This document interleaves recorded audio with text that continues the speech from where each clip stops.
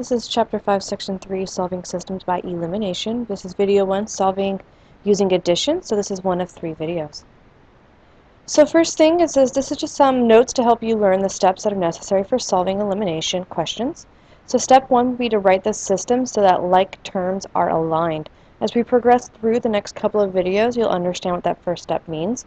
Basically, it just means that within a system, you want to make sure that the y's are aligned and then the x's are aligned. So in this case, as you can see, the x's are aligned and then again the y's are aligned. So step 2 says to eliminate one of the variables and solve for the other variable.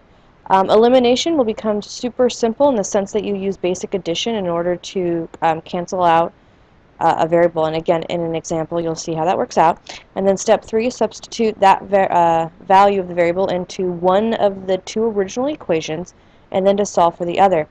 The last 2 steps you'll notice are actually the same for all of them. You will always solve for a variable and then proceed to plug it in to one of the equations in order to solve for the second variable.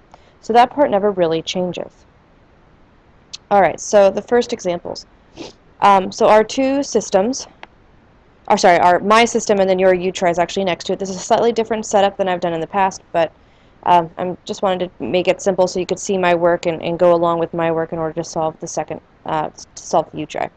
So for this one, again, we're going to solve using elimination, but specifically in addition. So with this system, the first thing that you want it to do, based on the steps we just went over, is to make sure that the variables are aligned, and we have our x's here and our y's here. The next step for elimination is to understand that you need to have 2 variables like these y's, where you have a -2 and then you also have a +2. Because they are pretty much the same except for their opposites of each other, elimination will become very simple. All you're going to do is add these 2 rows together. So when you add, you get x plus 5x is 6x, and then -2y plus 2y, those cancel out, which is why it's elimination. And then -19 plus 1 is going to be -18.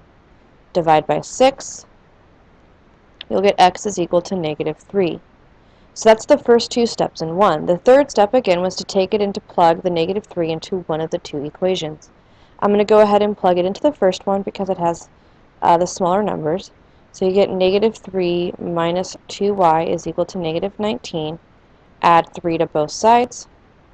You get -2y is equal to -16.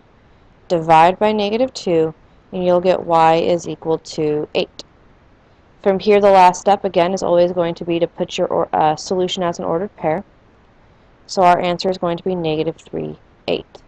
Again, the key to solving elimination is that you need to have 2 variables that can cancel out when you add it to the one above it, or to below it, I guess. So when you add the 2 equations together, you want to make sure that it will cancel. And in this case, as you can see, the y's cancel out very simply.